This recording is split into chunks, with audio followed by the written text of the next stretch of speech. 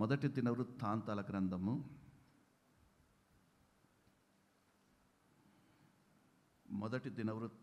గ్రంథము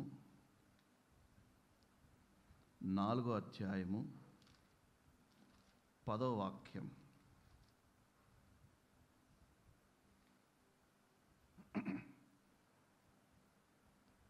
నాలుగో అధ్యాయము 10వ వాక్యం. తీసిన వారు చదవండి.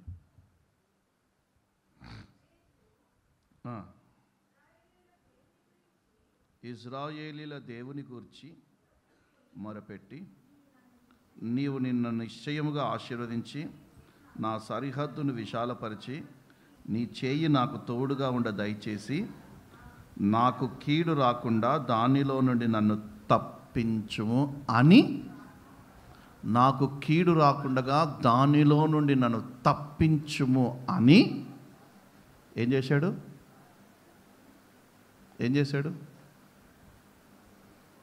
చెప్పాలి. ఏం చేశాడు?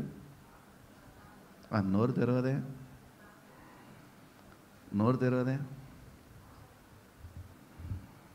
పొద్దున్నే బాగా ఉబ్బిన 4 పూరీలు,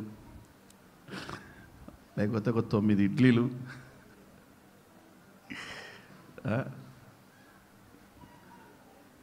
బాగా ఒక కుడితంత, ఒక కప్పంత కాఫీ బాగా తాగి తిని దేవుడి మందిరానికి వచ్చి కూర్చుంటే క్వశ్చన్ అడిగినప్పుడు సమాధానం రాదు. ఇంట్లో నుండే ప్రార్థన చేసుకొని ప్రభువా, ఈరోజు నాతో మాట్లాడు, ఏ మేలుకరమైన మాటలు నాతో మాట్లాడతావో, శ్రేష్టమైన మాటలు మాట్లాడతావో, నీ మాటల సంపద నేను మోసుకొని రావాలి ప్రభా, నువ్వు ప్రార్థన చేసుకుంటే అప్పుడు దేవుడు నీతో మాట్లాడతాడు. ఎబ్బేజు ప్రార్థన చేస్తున్నాడంట. ఏమనంటే, నాకు కీడు రాకుండగా దాని నుండి నువ్వు ఏం చేయాలంట? నాకు కీడు రాకుండగా దానిలో నుండి నీవు నన్ను తప్పించుము. ఓకే, పాత నిబంధన కాలంలో అది చూసుకుందాం. నూతన నిబంధన కాలంలో మత్తయి సువార్త 6వ అధ్యాయము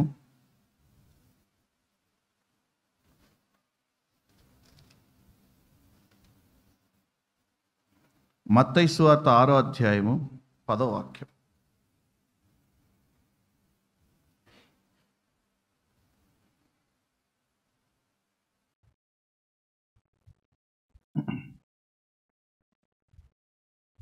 మత్తయి సువార్త 6వ అధ్యాయము 10వ వాక్యం. పరలోకమందున్న మా తండ్రి, నీ నామము పరిశుద్ధపరచబడునుగాక, నీ రాజ్యము వచ్చునుగాక, నీ చిత్తము పరలోకమందు నెరవేరుచున్నట్లు భూమి అందును నెరవేరునుగాక. మా అనుదిన ఆహారము నేడు మాకు దయచేయము, మా రుణములను మేము క్షమించి ఉన్న ప్రకారము మా రుణములు క్షమించుము, మమ్మను శోధనలోనికి తేక దుష్టుని నుండి మమ్మల్ని తప్పించుము. అక్కడ రాసుకోండి, దుష్టుడి నుండి మమ్మల్ని తప్పించుము. కింద ఫుట్ నోట్లో చూడండి. కింద ఫుట్ నోట్ అంటే బైబుల్ మొత్తానికి కింద ఉంటుంది. ఏంటది? కీడు. ఇప్పుడు చెప్పండి, దుష్టుడు అనే ప్లేస్లో కీడు పెట్టండి. కీడు నుండి మమ్మల్ని తప్పించుము. ఇది యేసుక్రీస్తు తన శిష్యులకి నేర్పించినటువంటి ప్రార్థన.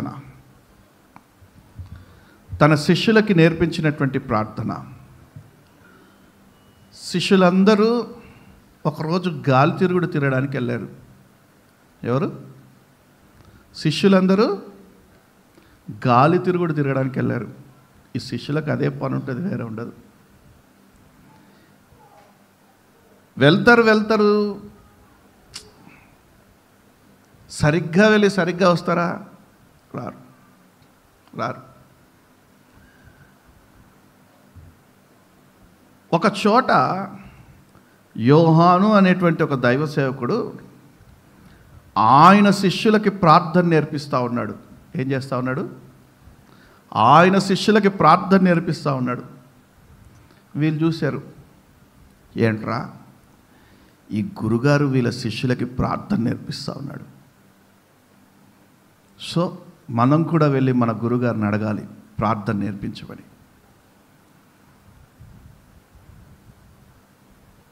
శిష్యులు యేసయ్య దగ్గరికి వచ్చారు. యేసయ్య దగ్గరికి వచ్చి అడుగుతూ ఉన్నారు, యేసయ్య యోహాను శిష్యులకి ప్రార్థన నేర్పిస్తున్నాడు, మీరు కూడా నాకు ప్రార్థన నేర్పించండి, మీరు కూడా మాకు ప్రార్థన నేర్పించండి. అదెంత పనిరా, దా కూర్చోబెట్టి వాళ్ళకి ప్రార్థన నేర్పిస్తున్నాడు. ఏమనంటే ప్రారంభంలో పరలోకమందున మా తండ్రి అనుకుంటూ ప్రారంభించాడు. చివరిలో మరలా పరలోక రాజ్యానికే మహిమ కలుగునుగా కానీ ముగించాడు.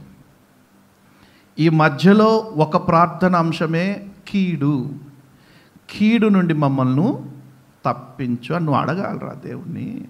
ఎందుకంటే కీడు చాలా భయంకరమైనది, కీడు చాలా ఘోరమైనది.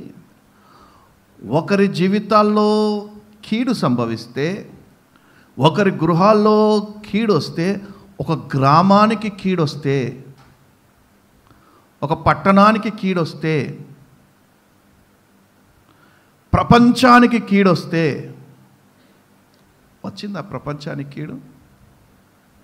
కరోనా కీడే, అది మేలా కీడే. ప్రపంచానికే కీడొచ్చింది. మనం అక్కడక్కడ చూస్తూ ఉంటాము. ఒక గ్రామంలో చేతబడి చేస్తున్న వాడిని కొట్టి తరిమేస్తాడు. ఎందుకు అంటే వాడు గ్రామానికే కీడు తీసుకొస్తున్నాడు చేతబడుల ద్వారా. అందరి ఇళ్ళల్లో కీడు తీసుకొస్తున్నాడు చేతబడుల ద్వారా. కాబట్టి వాడిని కొట్టి తరిమేడు. అంటే ఈ కీడు అంత భయంకరమైనదా? ఒకరి జీవితంలో, ఒకరి కుటుంబంలో, ఒక ఇంట్లో, ఒక సంఘములో, ఒక వ్యాపార స్థలములో, ఒక సంఘములో కీడు సంభవిస్తే ఎంత భయంకరంగా ఉంటుందా అంటే, అవును. అందుకే పాత నిబంధన కాలంలో యబ్బేజు ప్రార్థన చేస్తున్నాడు. ఏమంటే, నన్ను అత్యధికంగా ఆశీర్వదించు, నన్ను ధనవంతునిగా చేయి, కానీ ఏ కీడు సంభవించకుండా దానిలో నుండి నువ్వు నన్ను రక్షించు. మామూలు ప్రార్థన చేసి విడిచిపెట్టచ్చు కదా, మామూలుగా ప్రార్థన చేసుకొని విడిచిపెట్టచ్చు కదా. కానీ కీడు రాకుండా ఎందుకు అడుగుతున్నాడు అంటే, వచ్చినవన్నీ పోకుండా. కీడు వస్తే ఏమవుతుంది? వచ్చినవన్నీ రిటర్న్ పోతాయి, వచ్చిన ఆస్తులు పోతాయి, వచ్చిన అంతస్తులు పోతాయి, వచ్చినటువంటి అన్నీ రిటర్న్ వెళ్ళిపోతూ ఉంటాయి. కీడు కొన్నిసార్లు కొన్ని మనుషుల ద్వారా వస్తాయి, కొన్నిసార్లు దేవుని ద్వారానే వస్తుంది. కీడు దేవుని ద్వారానే వస్తుంది. కానీ ఈ కృపాకాలంలో మేలు చేయనుద్దేశించి ఉన్నాను, మేలుకే కానీ కీడుకి కాదు. పాత నిబంధన కాలంలో యబ్బేజు ప్రార్థన చేస్తున్నాడు, నాకు కీడు రాకుండా దానిలో నుండి నన్ను కాపాడుము. నూతన నిబంధన కాలంలో మనకు నేర్పించినటువంటి ప్రార్థనలో ఒక అంశము, కీడులో నుండి నన్ను తప్పించుము, కీడు రాకుండా నన్ను తప్పించుము. అంటే క్రీస్తు యేసే మన మీదికి కీడు వస్తుందనేసి భావించాడా? వస్తుందని డిసైడ్ అయ్యాడా? చూడండి, ఒక ఇంటి మీదకి, ఒక సంఘం మీదకి, ఒక వ్యాపార స్థలం మీదకి, ఒక మనిషి మీదకి కీడు వస్తే కొన్ని భయంకరమైన సంఘటనలు జరుగుతాయి. అది మీరు గుర్తుపట్టాలి. ఆ ఉనికి మీరు గ్రహించి ఉండాలి. మొట్టమొదటిగా అనారోగ్యానికి గురవుతారు. రాసుకోండి. కీడొస్తే అనారోగ్యానికి గురవుతారు. దీర్ఘకాలిక వ్యాధులు తగ్గదు. ఇంకా డబ్బంతా ఖర్చు అవుతుంది కానీ రోగం నయం కాదు. రెండవది కోలుకోలేని నష్టం. ఇక మనం తిరిగి తెచ్చుకోలేనంత నష్టం ఏర్పడిపోతుంది. మూడవది పనులన్నీ ఆగిపోతాయి. నీ భర్త అంటాడు, చూసేవు ఇవాళ ఏంటోనే గత నెల నుంచి ప్రయాసపడుతున్న పనులన్నీ ఆగిపోయినాయి అంటే స్త్రీ వెంటనే గుర్తుపట్టాల, ఏదో కీడు జరగబోతా ఉంది, ఏదో కీడు వచ్చేసింది. కాబట్టి ఈ కీడు నుండి తప్పించబడితేనే పనులు మళ్ళా పునఃప్రారంభమవుతాయి. గుర్తుపట్టాలి, స్త్రీలు గుర్తుపట్టాలి. పనులన్నీ ఆగిపోతాయి. ఏం చేసినా కలిసి రాదు, ఏం చేసినా సక్సెస్ గారు. నష్టం, అకస్మాత్తుగా నష్టం. లాభాల్లోనే ఉంటాం, అకస్మాత్తుగా సంపాదించినంత పోతుంది. నష్టం. ఇవి మన జీవితాల్లో జరగలేదంటారా? జరగలేదు అనేటోళ్ళు చేతులు ఎత్తండి. జరగలేదయ్యా అన్నా, మా జీవితాలు అయితే అసలు కీడు అనేది లేదన్నా, అసలు మా ఇంట్లో ఏ కీడు జరగలేదు అంటే వాళ్ళు చేతులు ఎత్తండి. అనడానికి అవకాశమే లేదు. ఎందుకంటే కీడు అంత భయంకరమైనటువంటి పరిస్థితిలోకి మనల్ని తీసుకెళ్ళిపోతుంది. కీడు నుండి తప్పించబడాలంటే ఏం చేయాలి? ఈ భయంకరమైన కీడు నుండి మనం తప్పించబడాలంటే ఏం చేయాలి? బాగా పనులు జరుగుతూ ఉంటాయి, బాగా అకస్మాత్తుగా ఆగిపోతుంది. పోనీ దానికి ఆల్టర్నేట్ ఇంకోటి ఏమైనా ఉందంటే ప్రత్యామ్నాయం లేకుండా పోతుంది. యోహాను సువార్త 5వ అధ్యాయము 14వ వాక్యం. యోహాను సువార్త 5వ అధ్యాయము 14వ వాక్యం. అటు తరువాత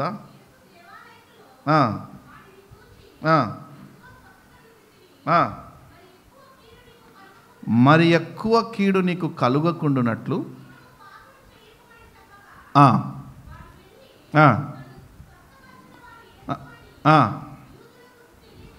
చాలండి.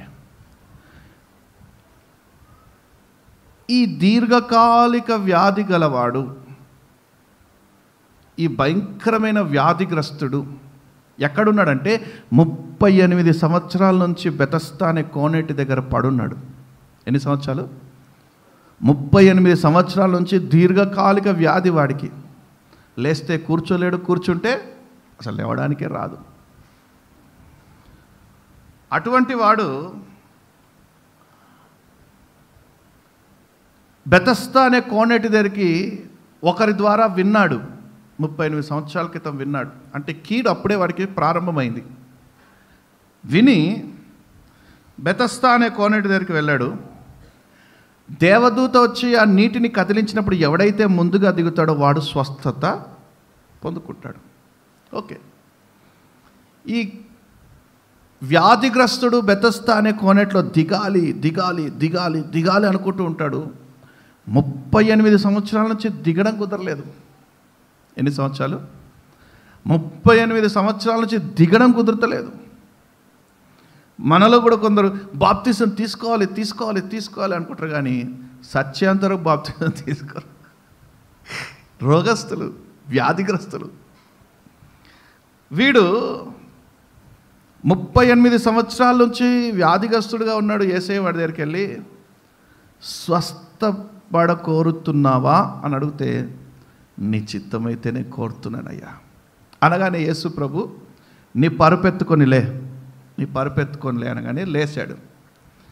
లేచి ఎట్టెళ్ళాడు వాడు? చాలా రోజులు వచ్చి నా భార్యను వదిలేసి వచ్చా, నా పిల్లలు ఏ వయసుకు వచ్చారో, ఇప్పుడు 38 సంవత్సరాలు అయిపోయింది నాకు. నేను 30 సంవత్సరాల నుంచి ఇంటికి వెళ్ళలేదు, ఆల్రెడీ ముసలోడు అయిపోయా.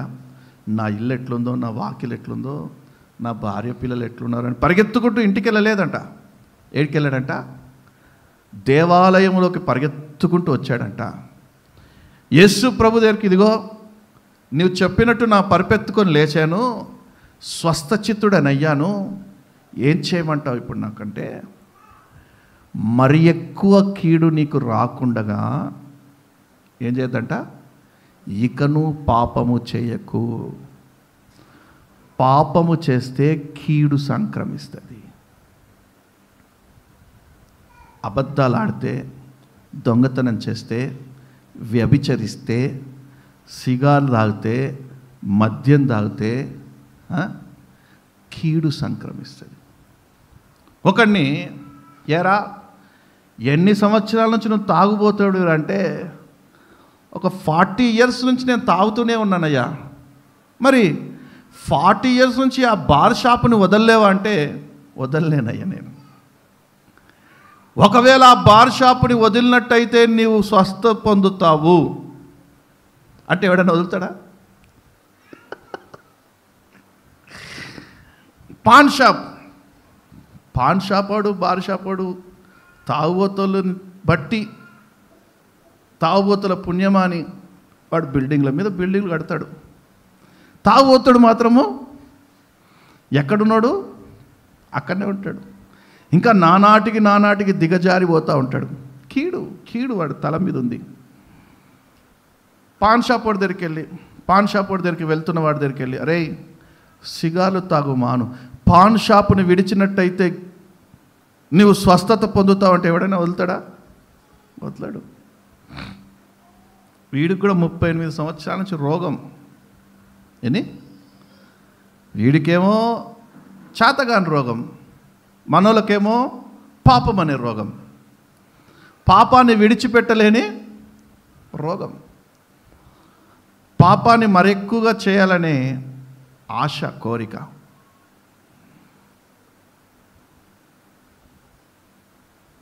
స్వస్థత నొందాడు వాడు దేవాలయంలోకి వచ్చాడు. మరి ఎక్కువ కీడు నీ మీదికి రాకుండా నిమిత్తము ఇకను పాపము చేయకు. పాపం చేసిన వాడి నడి నెత్తి మీద కీడు కూర్చొని ఉంటుంది. జాగ్రత్త. నిన్ను లేవనియదు, కూర్చొనియదు, పడుకోనియదు, దొరలనియదు. ఈ కీడు నీకు నానాటికి మరణం వైపు తీసుకెళ్ళిపోతుంటుంది.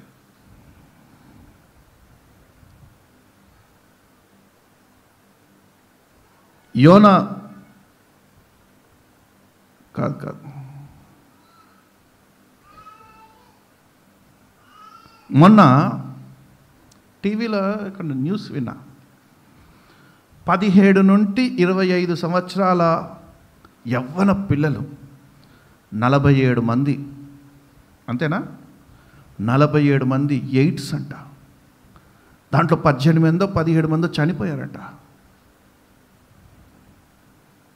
అంటే వీడు 17 సంవత్సరాల నుంచి 25 సంవత్సరాలకే ఎయిడ్స్ వచ్చేసింది అంటే, వీడు పాపం చేసేబట్టి ఎన్ని సంవత్సరాల నుంచి పాపం చేయబడుతున్నాడు? ఎవరికో 4 5 ఎయిడ్స్ సంక్రమించిందంట. ఈ 4 5 కలిసి ఇంకొక 50 మంది స్నేహితులతో కలిసి, ఇంకొక 45 మంది స్నేహితులతో కలిసి, అందరు కలిసి ఒకటే ఇంజెక్షన్ డ్రగ్స్ తీసుకున్నారంట. ఒకటే ఇంజెక్షన్. వీడు డ్రగ్స్ తీసుకున్నాడు, ఇదే నీడిల్ వాడికి ఇచ్చాడు. వాడు డ్రగ్స్ తీసుకున్నాడు, అదే నీడిల్ వాడికి ఇచ్చాడు. నలుగురిలో ఏముంది? పాపం వలన వచ్చినటువంటి మరణం వచ్చింది. పాపం వలన వచ్చే జీతము మరణము వచ్చింది. వీడికి తీశారు, వేరేవాడికి ఇచ్చాడు. అట్లా ఇంచుమించు 47 మందికి సంక్రమించేసిందంట. అది 18 మంది చనిపోయారు, మిగతా చావుకి సమీపంలో ఉన్నారు.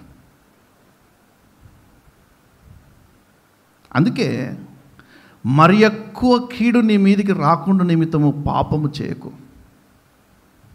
యేసయ్య దగ్గరికి వచ్చి ఒకసారి పాప క్షమాపణ కోరి పశ్చాత్తాపడి పాపాల నిమిత్తమే కన్నీరు కార్చిన తర్వాత కూడా నువ్వు పాపం చేస్తున్నావు అంటే కీడు నీ తలని మీద, నడి నెత్తి మీద ఉంటుంది. నిన్ను మరణానికి దారితీస్తుంది. అది ఆ పాపం నిన్ను మరణానికి తీసుకెళ్తుంది. ఇర్మియా గ్రంథము 5వ అధ్యాయం 52వ వాక్యంలో,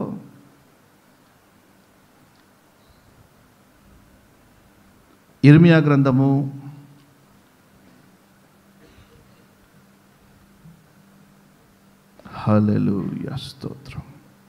5వ అధ్యాయము 25వ వాక్యం, క్షమించాలి, ఇర్మియా గ్రంథం 5వ అధ్యాయం 25వ వాక్యం. మీ దోషములు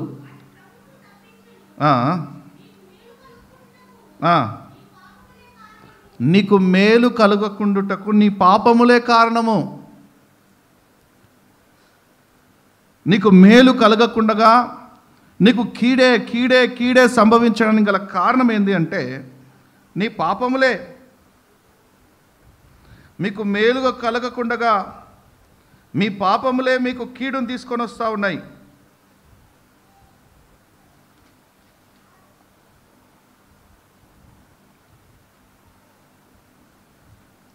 ఇప్పుడు చెప్పండి, పాపము వల్ల వచ్చే జీతము అంటే కీడు. పాపము చేయటం వల్ల నీకు కీడు వస్తుంది. ఇక పాపం ఎన్ని రకాలో, ఏ పోలికలో ఉంటుందో అన్నా, చిన్నప్పుడు స్కూల్లో ఒక రబ్బరు లేకపోతే ఒక పెన్సిల్ దొంగలిస్తే కూడా పాపమేనా అంటే పాపమే. ఆదామవ్వ పెద్ద పాపం ఏం చేయలేదు. పెద్ద పాపం ఏం చేయలేదు, చిన్నదే. తినకూడదు అన్న పండు, అంతే, చిన్నదే కదా, అది తప్పేముంది. పిల్లలు అరే వెళ్ళకండి రాటంటే ఏముందో అనుకొని అటే వెళ్తారు. అటు వెళ్ళొద్దు మీరు అంటే అటే వెళ్తారు. తండ్రి ఏం చేస్తాడు, గద్దించి మరలా తీసుకొని వస్తాడు, మరలా అటే వెళ్తాడు. తండ్రి ఏం చేసి గద్దించి. కీడు కూడా చిన్న మాటని జవదాటినందుకే ఆ రోజు ఆదాము అవ్వకి కీడు వచ్చేసింది, పాపం.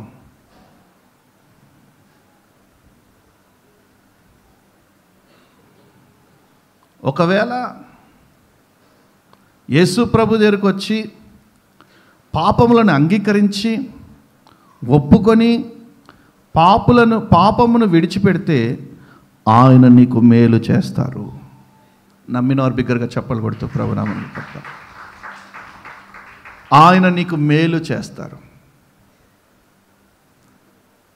మొట్టమొదటిది ఏంటి? పాపం చేస్తే కీడు సంక్రమిస్తుంది. రెండవది యోనా గ్రంథం 1వ అధ్యాయము 7వ వాక్యం.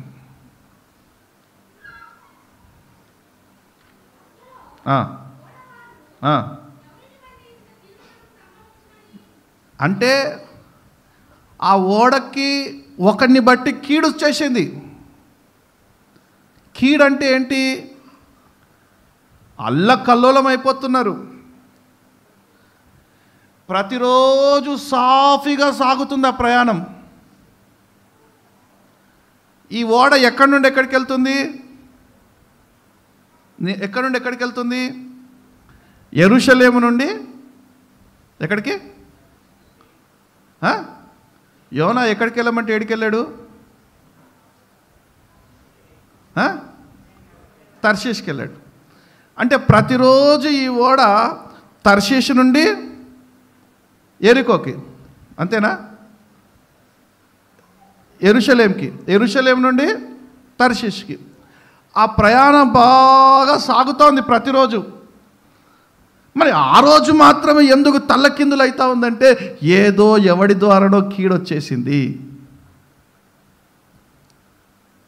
ఎవడి ద్వారానో కీడొచ్చేసింది ఓడలోకి. కాబట్టి వస్తువుల ద్వారా వచ్చిందా? వస్తువులు తీసేసేయండి. ఏది వేసినా కూడా అరే మనుషుల ద్వారా వచ్చిందేమో, ఏ వస్తువు వేసినా కూడా కీడు మనకి తొలగిపోతలేదు. మనుషుల ద్వారా వచ్చిందేమో. ఇక్కడ ఉన్నోడు ఎవడు కీడు చేశాడో మర్యాదగా చెప్పండి. ఇక్కడ ఉన్నోడు ఎవడు తప్పు చేశాడో అనంటే ఈ అయ్యగారు మెల్లిగా లేచి నేనే నేనే. అంత కీడేం చేసేవరాను అంటే దేవుని సన్నిధిని విడిచి వచ్చేసా. చదవడం మాట అక్కడ.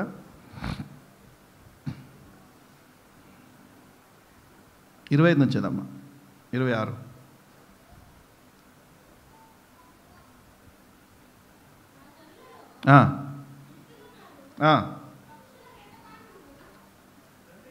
తొమ్మిది. యోనా గ్రంథము 1వ అధ్యాయము 9వ వాక్యం. అతడు వారితో ఇట్లా నేను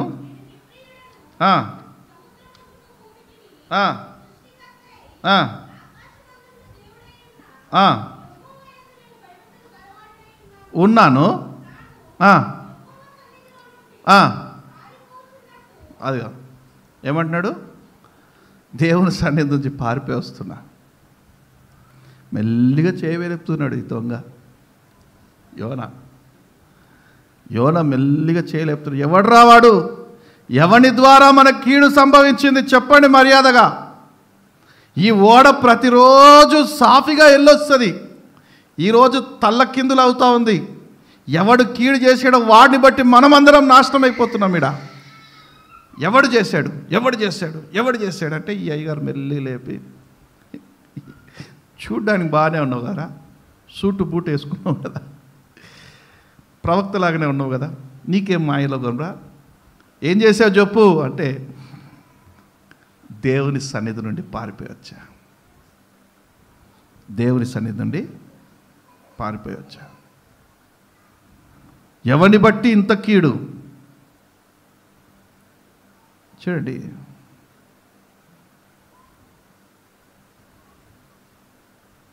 దేవుని సన్నిధి విడిచిపెడితే కీడు సంగమిస్తుంది. దేవుని సన్నిధిని విడిచిపెడితే కీడు సంభవిస్తుంది. 1వ అధ్యాయం 3వ వాక్యం చదమ్మా.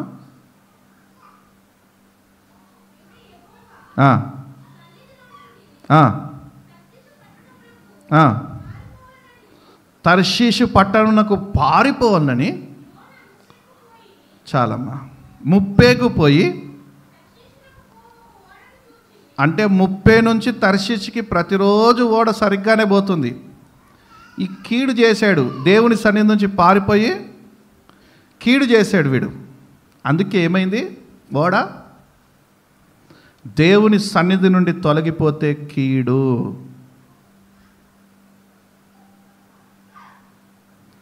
దేవుని ఆరాధనకి వచ్చి దేవుని సన్నిధిలో మనసారా స్తుతించి ఆరాధించి దేవుని సన్నిధిని పొందుకొని పోతే కీడుని తొలగించి మేలుని అనుగ్రహిస్తారు ఆయన. నమ్మిన వారు బిగ్గరగా చప్పలు కొడుతూ ప్రభురా మనం మెప్పడతాం. ఒక ఆమె ఉందంట, ఒక గొప్ప దైవసేవకుడు చెప్పాడు. ఒక ఆమె ఉందంట, ఆదివారం ఉదయాన్నే 10 గంటలకు ఆరాధన అంటే 8 గంటలకు లేచింది చచ్చి చెడి. 8:30 దాకా బెడ్లోనే అటు ఇటు బొర్లాడుతూ ఉంది. ఈరోజు సండే కదా సండే కదా సండే కదా. 9 గంటలకు లైట్గా చినుకులు పడతా ఉన్నాయి. చట్ చట్ చట్ చట్, వర్షాకాలం కదా, చినుకులు పడతా ఉన్నాయి. చినుకులు పడతా ఉన్నాయి. ఇదే తడువని ఈరోజు నువ్వు ఆరాధన, చినుకులు పడుతున్నాయి కాబట్టి మంచి చికెన్ తెచ్చుకొని మిరియాలు వేసుకొని టేస్టీగా వండుకొని దానికి ఇంత బగారన్నం యాడ్ చేసి మంచి కలుపుకొని హ్యాపీగా వేడివేడిగా తిందాం అని అనుకొని డుమ్మా కొట్టేసింది మందిరానికి. అయ్యగారు చూశాడు. యారా ఈ భక్తురాలు ఇంకా రాలేదే, ఎందుకంటే ఈ భక్తురాలు వస్తేనే వంట వండాలి. ఈ భక్తురాలు వస్తేనే వంట వండాలి అక్కడ. ఈ భక్తురాలు ఇంకా రాలేదు, వస్తుందేమోలే అని ప్రార్థన చేశాడు, పాటలు పాడాడు, సాక్ష్యాలు చెప్పించాడు, వాక్యం చెప్తా ఉన్నాడు, చూస్తూ ఉన్నాడు, వాక్యం చెప్తా ఉన్నాడు, గుమ్మం వైపు చూస్తూ ఉన్నాడు ఈ సేవకుడు. యారా ఇంకా వస్తలేదు.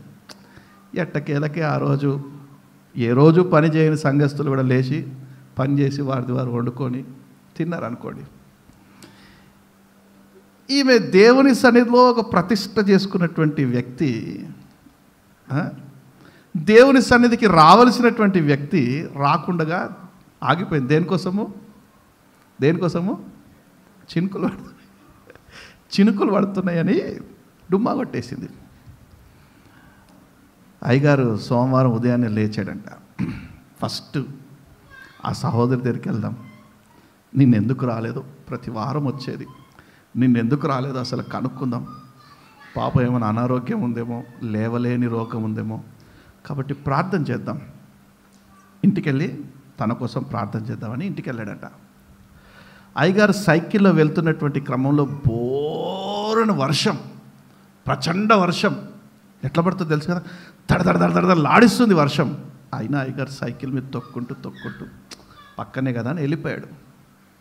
ఇంటికి వెళ్ళి చూసేసరికి, అరే మీ అమ్మేదిరా అంటే, అయ్యగారు ఇవాళ మా అమ్మ ఉద్యోగానికి వెళ్ళింది. అయ్యగారు, అరే ఇంత వర్షంలో ఉద్యోగం ఏంట్రా?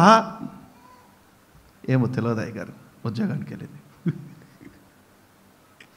2 చినుకులు పడితే మందిరం ఆపేసింది, మందిరానికి రావడం పూర్ణ వర్షం వస్తే ఉద్యోగానికి వెళ్ళింది. చూడండి, కీడెక్కడ రాదు, దేవుని సన్నిధి విడిచిపెడితే కీడొస్తుంది. అయ్యగారు వెళ్ళాడు, సర్రా మీ అమ్మ వస్తే నేను వచ్చేయాలని చెప్పేసి అయ్యగారు రిటర్న్ వచ్చేసాడు. మరుసటి వారం అయ్యగారు మందిరానికి వచ్చేలోపు ఈమె ఎర్లీ మార్నింగ్ పరిగెత్తుకుంటూ వచ్చేసింది. అయ్యగారు వచ్చే లోపల మొదటి పాట నేనే పాడాలనేసి, పాస్టర్ గారు వచ్చే లోపల మొదటి పాట నేనే పాడాలి, మార్కులు కొట్టేయాలి. పోయిన వారం కూడా రాలేగా, ఒక వారం రాకపోతే మరుసటి వారాలు ముఖాలు ఎట్లుంటాయంటే, ఏం చేయాలి ఒక క్వశ్చన్ మార్క్ లాగా ఉండిపోతుంది. ఈ స్త్రీ కొద్దిగా అనుభవజ్ఞరాలు కాబట్టి అయ్యగారు వచ్చేలోపు మైక్ తీసుకొని, నీ సన్నిధానములో సంపూర్ణ సంతోషం ఆరాధించుకునే విలువైన అవకాశం, రాజా నీ సన్నిధిలో నేనుంటానయ్యా మనసారా. ఇక స్టేజ్ ఎక్కుతున్నాడు.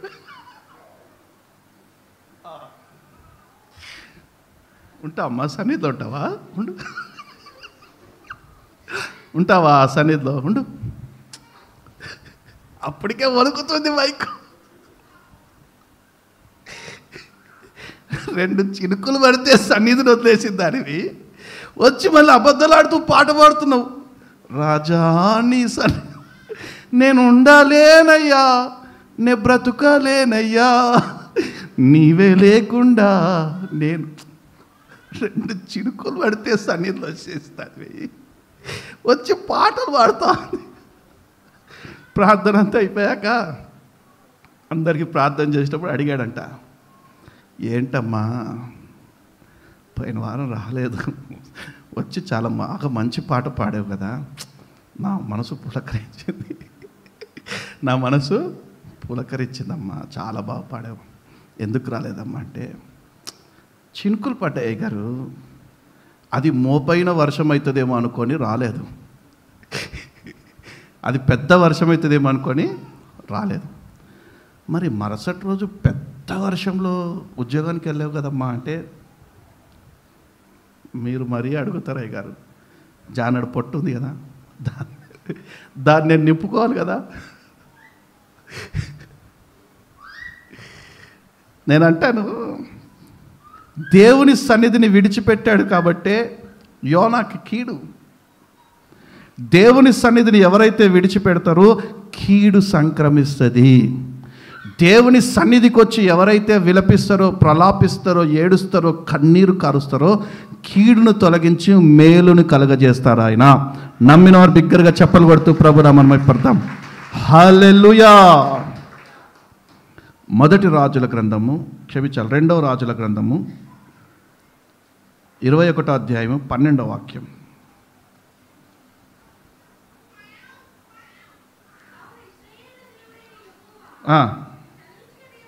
ఏమనగా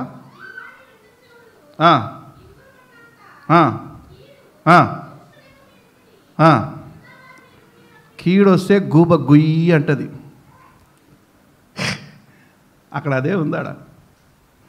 చెవులు ఎట్లయితే అంట గింగు.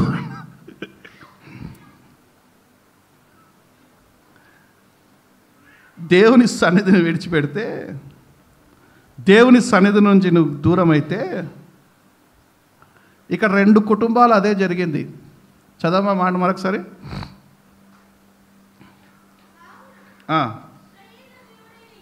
ఇజ్రాయేలు దేవుడైన యెహోవా వినువాని 2 చెవులు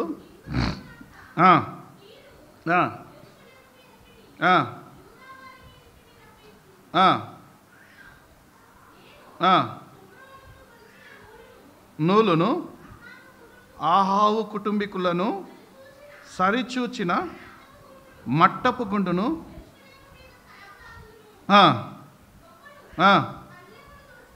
తుడుచునప్పుడు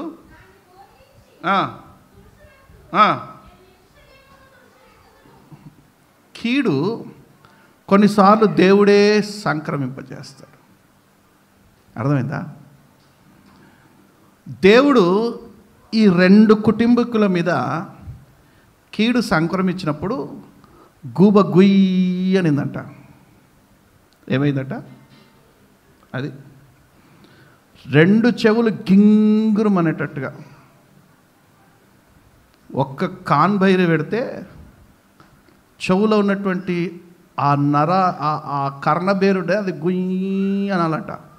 నేను కాదు, జాగ్రత్త. దేవుని సన్నిధి విడిచిపెడితే గూబ గుయ్యి అంటది, గూబ గుయ్యి అంటది. అక్కడ 2 కుటుంబాలకు అదే జరిగింది, 2 గుంపులకు అదే జరిగింది.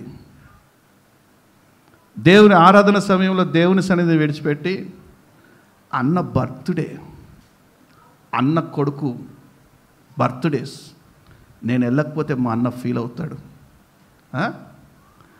ఉద్యోగంలో ఈరోజు చాలా ఇంపార్టెంట్ పని ఉంది, నేను వెళ్ళకపోతే నీకు గూబ గుయ్యి అనేదాకా అట్నే ఉంటావురా. ఒకరోజు గూబ గుయ్యి అంటది, పరిగెత్తుకుంటూ వచ్చి దేవుని సన్నిధిలో వచ్చి కూర్చుంటాం. అర్థమైందా?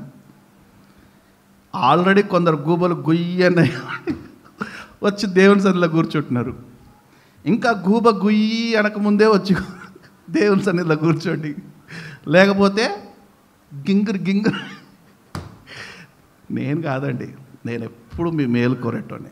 మీరు మందిరానికి వచ్చినా రాకపోయినా మీ కొరకు అహర్నిశలు నేను మీ ఇంటికి ఎప్పుడు వచ్చినా, నేను మీ కొరకు ఎప్పుడు ప్రార్థన చేసినా, మీ పిల్లల్ని ఎప్పుడు ఎత్తుకొని ప్రార్థన చేసినా నేను ఒకటే చేస్తాను, కీడు దోషము అపాయము నుండి తప్పించు. మీరు బాగా గమనిస్తారో గమనించరు నా ప్రార్థనని. మీరు కొత్త బండి కొన్నా,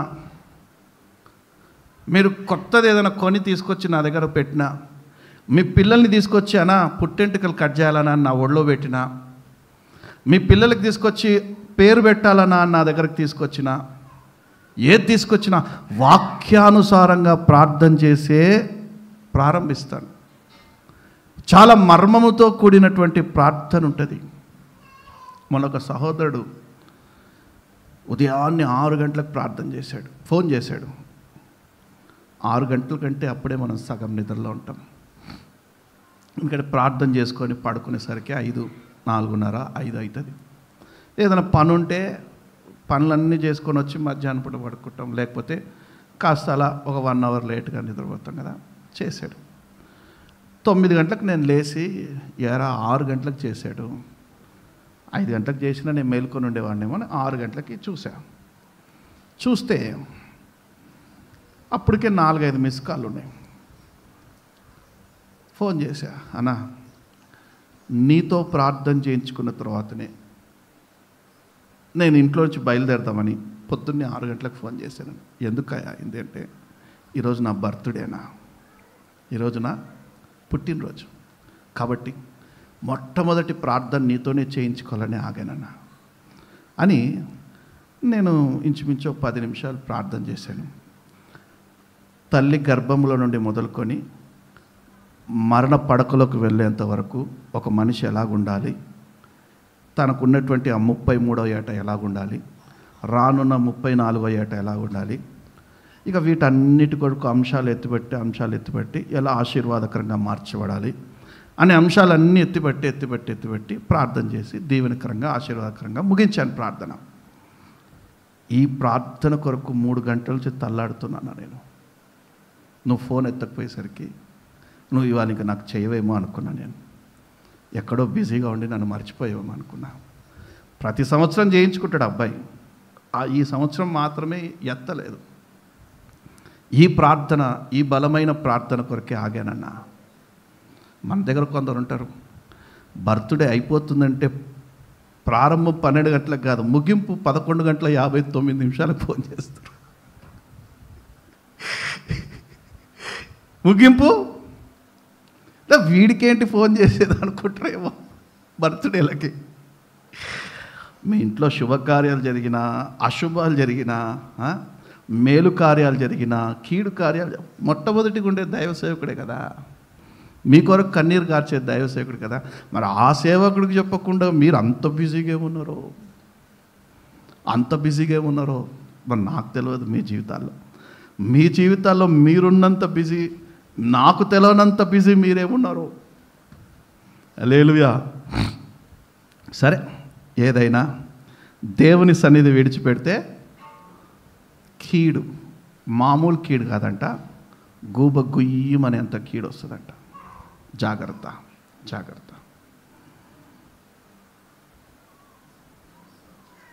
హల్లెలూయా. దేవుని సన్నిధిలో మొట్టమొదటిగా మనం చూసుకున్నాము, కీడు రాకుండగా దానిలో నుండి నీవు నన్ను తప్పించు అని యెబ్బేజు ప్రార్థన చేశాడు. నూతన నిబంధనలో యేసుక్రీస్తు మనకి ప్రార్థన నేర్పించారు. ఏమనంటే కీడులో నుండి మమ్మల్ని తప్పించుమని ప్రార్థన నేర్పించారు.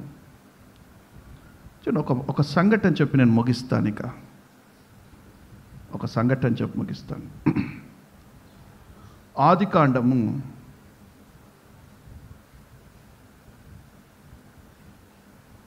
26వ అధ్యాయము 29వ వాక్యం.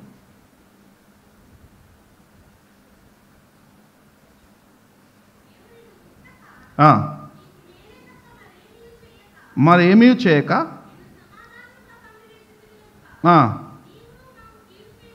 నీవును మాకు కీడు చేయకుండానట్లు నీతో నిబంధన చేసుకుందుమనియు అనుకొంటిమి. చాలమ్మా. 48:16.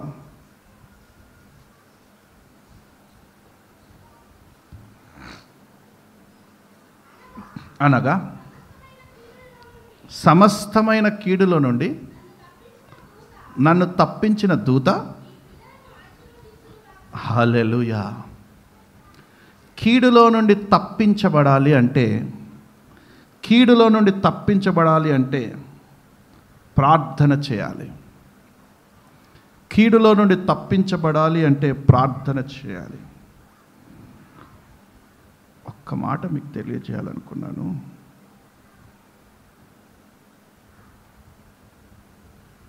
ఐ థింక్ అది కొత్త నిబంధన గ్రంథంలో మత్తయి సువార్త ఉంటుంది.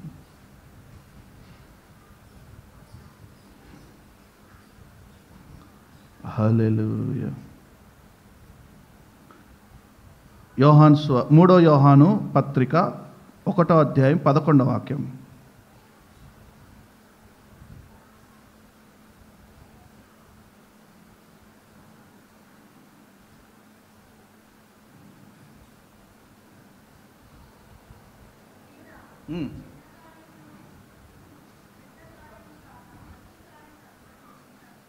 ఓకే. మేలు చేయువాడు దేవుని సంబంధి, కీడు చేయువాడు దేవుని చూచినవాడు కాడు. చూడండి,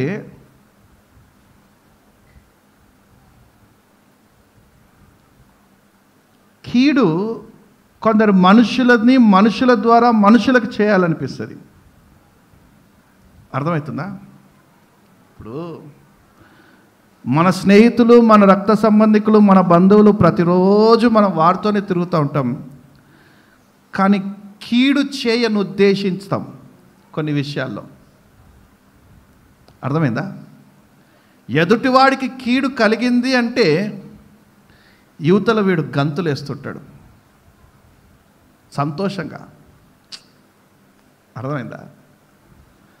నీ శత్రువుకి నీకు కీడు జరిగింది అంటే నువ్వు బాధతో దుఃఖంతో, నా శత్రువుకి కీడు కలిగిందని బాధతో ఉంటావా? కేకులు కట్ చేసుకొని పార్టీ చేసుకుంటా.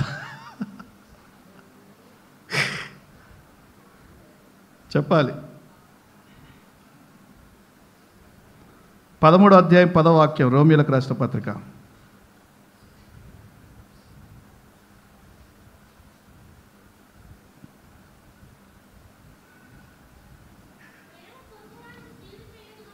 ప్రేమ పొరుగువానికి కీడు చేయదు గనుక. ప్రేమ లేనప్పుడు పొరుగువానికి కీడు చేయాలనిపిస్తుంది. అర్థమైందా? తోటికోడళ్ళు, ఒక తోటికోడలకు ఒక తోటికోడలు ఎప్పుడు కీడు చేసుకుందామనే ఉంటారు.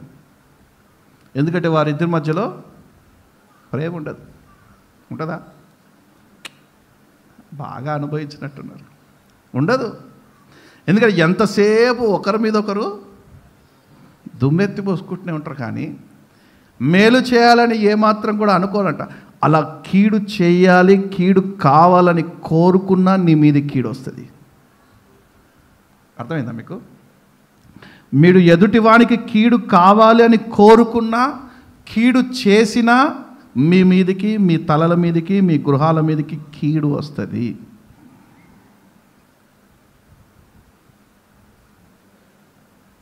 ఒక్క మాట, కీడు చేయక మేలు చేయుడి. ఎక్కడుందన్నమాట? ఏముంది? రోమీయులకు రాసిన పత్రిక 12వ అధ్యాయము 21వ వాక్యం ఉండే చదవండి.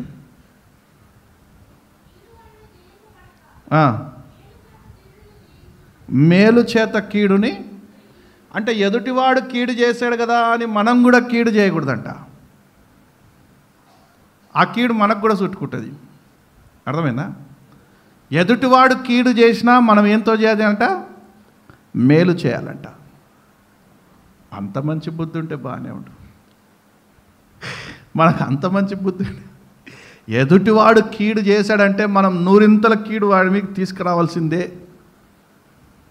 కానీ దేవుని వాక్యం అంటుంది, ఎదుటివాడు కీడు చేసినా నువ్వు మేలు చేయి, అప్పుడు నీ మీదకి మేలు వస్తుంది, రెండింతల మేలు వస్తుంది. నేను అడిగింది అది కాదయ్యా. హల్లెలూయా.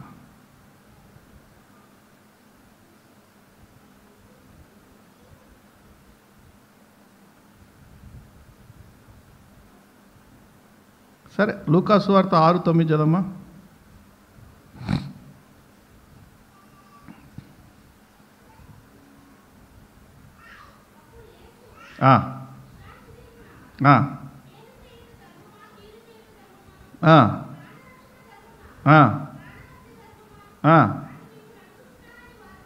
ఓకే.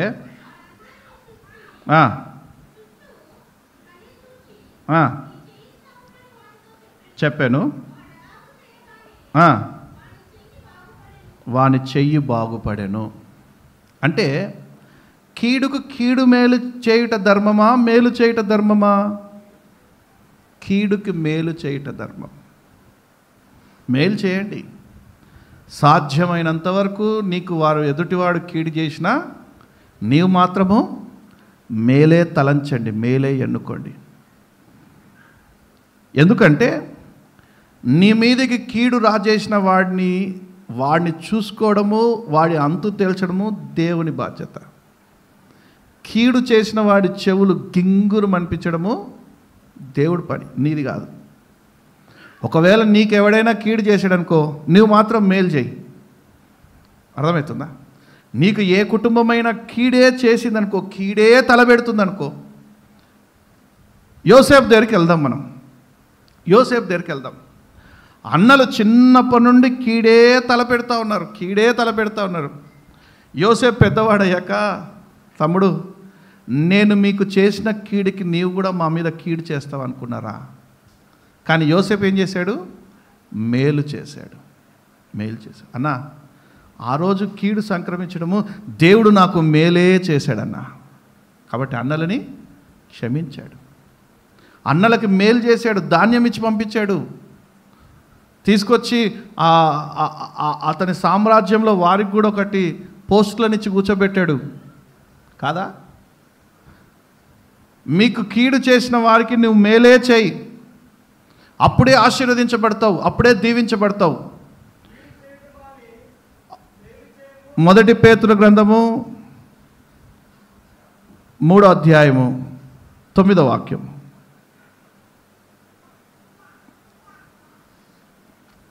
మీరు ఆశీర్వాదమునకు వారసులవుటకు పిలువబడితిరి కనుక, అది కీడుకి ప్రతి కీడు చేయకపోతే ఆశీర్వదించబడతావు. ఎదుటోడు నీకు కీడు చేశాడు కదా, నువ్వు కూడా కీడు చేస్తే ఆశీర్వాదాలు ఉండవు. గూబ గుయ్యి అంటారు నీకు కూడా. దేవుడు ఇద్దరికి ఇస్తాడు, కీళ్ళు చేసుకున్న ఇద్దరికి ఇస్తాడు గూబ గుయ్యి అనేటట్టుగా. జాగ్రత్త. హల్లెలూయా. మీ ఇంట్లో పెద్దోడు చిన్నోడు ఇద్దరు కొట్లాడుకుంటున్నారు అనుకో, పెద్ద కూతురు చిన్న కూతురు ఇద్దరు పిల్లలు కొట్లాడుకుంటున్నారు అనుకో, ఇద్దరు గూబలు గుయ్యమనేటట్టు కొట్టండి, సరిపోతుంది. వాడే నా మీద ఫస్ట్ చేయలేకపోయాడు, వీడే నా మీద ఫస్ట్ చేయలేకపోయాడు అంటే మీరు న్యాయకర్తగా వ్యవహరించకండి. ఏరా నువ్వేం చేసావరా అవి మాట్లాడుకుంటూ కూర్చోకండి. ఇద్దరు గుబ్బలు గుయ్యమని ఏమవుతుంది? అక్కడ ప్రాబ్లం సర్దుమనుగుతుంది, ఇంట్లో సమాధానం ఉంటుంది. నువ్వు ఒక్కడికే వకాలు తప్పించుకున్నావు అనుకో, ఇంకోడు రెచ్చిపోతుంటాడు, ఇంకోడు రెచ్చిపోతుంటారు. కాబట్టి ఇద్దరికి గూబ గుయ్యమనిపిస్తే నువ్వు వెళ్ళిన ప్రతిసారి సమాధానం ఉంటుంది వారి మధ్యలో. ఓ తండ్రిగా మంచి చిట్కా చెప్పిన, రాసుకోండి. హల్లెలూయా. కాబట్టి మీరు తీర్పు తీర్చకండి, మీరు కీడికి ప్రతి కీడు చేయకండి, మేలు చేయండి, అప్పుడు మీరు ఆశీర్వదించబడతారు. మొట్టమొదటిది కీడు మన మీద ఉంటే దేని వలన వస్తుంది? కీడు పాపం వలన వస్తుంది. రెండోది సన్నిధిని విడిచిపెడితే వస్తుంది. మూడోది కీడుకి ప్రతి కీడు చేస్తే వస్తుంది. ఈ కీళ్ళన్నీ తొలగించబడాలి అంటే సమాధానంతో ఉండాలి, దేవుని సన్నిధికి వచ్చి ప్రార్థన చేయాలి. అప్పుడు నీ తలల మీద ఉన్న కీడు నా దేవుడు తొలగించునుగాక. కీడు తొలగిపోవాలి అంటే దేవుని పాదాలు పట్టుకోవాలి, వేరొక్కటి మార్గం లేదు. నీ మీదికి ఎవడైనా కీడు తీసుకొని వచ్చాడు అంటే వెంటనే వెళ్ళి దేవుని పాదాలు పట్టుకో. నీ తల మీద ఉన్న కీడు అటుగానే వెళ్ళిపోతుంది. నీ ఇంటి మీద కీడు వస్తుంది అని చిన్న జ్ఞానంతో గుర్తెరిగావు అనుకో, నీ గుమ్మం ముందు కూర్చో, 2 చేతులు ఎత్తి గుమ్మం వైపు చేతులు ఎత్తి ప్రార్థన చేయి. నీ ఇంటి మీదకి వచ్చిన కీడు అటుగానే వెళ్ళిపోతుంది. కీడుకి ప్రతి కీడు చేసుకుంటూ ఉన్నావంటే శాపం నీ నడినెత్తి మీదకి వస్తుంది. ఇంకా పాపం చేస్తూ పాపం మీద పాపం చేస్తున్నావు అనుకో, కీడు నీ తలనెత్తి మీదకి వస్తుంది, నీ ఇంటి మీదకి వస్తుంది, నీ వ్యాపార స్థలానికి వస్తుంది. ఇంకా దేవుని సన్నిధికి దూరం అయిపోతూ, ప్రతి వారం ఇంకా దేవుని సన్నిధి దూరం అయిపోతూ, ఏదో అనవసరమైనటువంటి మాటలు బొంకుతూ, అబద్ధాలు ఆడుతూ, ఏదో ఒక సంజాయిషులు చెప్పుకోవడానికి ప్రయత్నం. సేవకునిగా నాకు సంజాయిషి చెప్పుకోగలుగుతావేమో, దేవునికి చెప్పలేవు. అంత టైం నీకు ఉండదు. అంత టైం అధికారుల దగ్గరికి వెళ్ళి మనం ఒక 2 నిమిషాలు మాట్లాడదామంటేనే దొరుకుతుందా? జడ్జి ముందుకు వెళ్ళి నువ్వు, అయ్యా నా గోడంతా విలపిస్తాను ఆయనట, ఆగు, మీ లాయర్ మాట్లాడతాడు నీ తరఫు నుంచి. అర్థమైందా? ఎక్కువ మాట్లాడితే శిక్ష అక్కడనే వేసి పంపిస్తాడు. కాబట్టి నీవు దేవుని సన్నిధిని విడిచిపెడితే కీడుకు ప్రతి కీడు చేస్తే కీడు. ఎక్కడ ఆశీర్వాదాలు లేవు. ఆశీర్వదించబడాలి అంటే దేవుని సన్నిధి ఒకటే, దీవించబడాలంటే దేవుని సన్నిధి ఒకటే, కుటుంబం అంతా దేవుని సన్నిధికి వచ్చి ఆయన పాదాలు పట్టుకోవాలి. 38 సంవత్సరాల నుంచి కీడు కీడు కీడు అనుభవిస్తున్నవాడు, అనారోగ్యం అనుభవిస్తున్నవాడు, కీడు ద్వారా అనారోగ్యం అనుభవిస్తున్నాడు, మేలు పొంది ఎక్కడికి వచ్చాడు? చిన్నగా దేవుని సన్నిధికి వచ్చాడు. మేలు పొందిన వారు దేవుని సన్నిధికి రావాలి. మేలు పొందిన వారు దేవుని సన్నిధికి రావాలి, దేవుని పాదాలు పట్టుకోవాలి. దేవుని సన్నిధికి రాకపోతే మరి అధికమైన కీడు నీ మీదకి వస్తుంది, జాగ్రత్త. నేననలేదండి, యేసు ప్రభు అన్నాడు, మరీ అధికమైన కీడు నీ మీదికి రాకుండా నిమిత్తము ప్రార్థన చేయి, దేవుని సన్నిధికి వచ్చి మొరపెట్టు. ప్రార్థన చేసుకుందాం. ఏ ఏ కీడులు మీ మీద సంభవించాయో నాకైతే తెలియదు, కానీ ఆ కీడంతా తొలగిపోయేటట్టు ప్రార్థన చేద్దాం. ఆ కీడంతా తొలగిపోయేటట్టు ప్రార్థన చేద్దాం. హల్లెలూయా, హల్లెలూయా, హల్లెలూయా, హల్లెలూయా, హల్లెలూయా. కుటుంబం మీద కీడొచ్చిందా?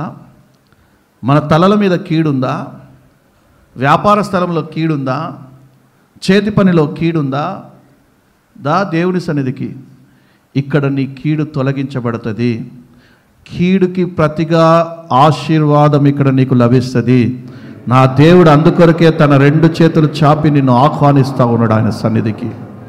మేలు పొందుకున్నవాడు దేవుని సన్నిధికి రావాలి. దేవుని సన్నిధికి రాకుండా నువ్వు కనుక మేలు పొందుకున్నవాడు బయట తిరిగాడంటే మరెక్కువ కీడు సంభవిస్తుంది. ప్రార్థన చేయండి, ప్రార్థన చేయండి. హల్లెలూయా, హల్లెలూయా. ప్రార్థన చేయండి. ఏ ఏ కీడు మీరు అనుభవిస్తున్నారో నాకైతే తెలియదు, కానీ ఏ ఏ పాపం మీరు చేస్తున్నారో, ఇంకా ఏ ఏ ఆజ్ఞ అతిక్రమంలో మీరు ఉన్నారో నాకైతే తెలియదు, కానీ ఈరోజు నా యేసయ్య సన్నిధిలో రహస్యంగా ఒప్పుకొని దాన్ని విడిచిపెట్టినట్టయితే కీడు తొలగిపోయి మేలును చూస్తావు. ఇంకా నీ పాపములను ఆయన సన్నిధిలో ఒప్పుకోకపోతే మరణమే, మరణమే, భయంకరమైన కీడే. ప్రార్థన చేయండి, ప్రార్థన చేయండి, ప్రార్థన చేయండి. ఈరోజు ఆయన నీతోనే సూటిగా మాట్లాడుతూ ఉన్నాడు, నీ హృదయంతో సూటిగా మాట్లాడుతూ ఉన్నాడు. ఆయన కీడుకి ప్రతి కీడు చేస్తున్నావా? వాళ్ళు నీకు కీడు చేశాడని నువ్వు కూడా కీడు చేస్తున్నావా? ఆశీర్వదిస్తున్నావు వారిని. నువ్వు ఇంకా వారికి కీడు చేస్తున్నట్టయితే ఆ కీడు నీ తలల మీద ఉంటుంది, జాగ్రత్త. కీడు చేయక మానండి, కీడు చేయటం మానండి, మేలు చేయటం ప్రారంభించండి. నీ జీవితంలో మేలులను చూస్తావు. పాపం చేయటం మానండి, ఆశీర్వాదం చూస్తావు. దేవుని సన్నిధికి రండి, మీ తలల మీద కీడు తొలగిపోతుంది యేసు నామములో. శాబా.